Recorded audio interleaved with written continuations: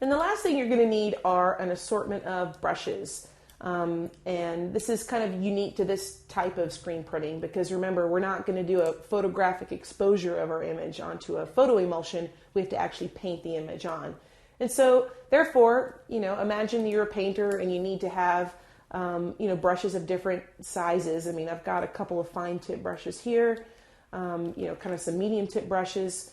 But also, you're also going to need kind of a large brush, and you might even want one larger than this for the following reason. Here's a screen that I did kind of earlier, and you can see, kind of has a design here. And hopefully you can kind of see through the design area. So this is where the, image would have been printed kind of through these holes here, and everything else, the ink doesn't go through.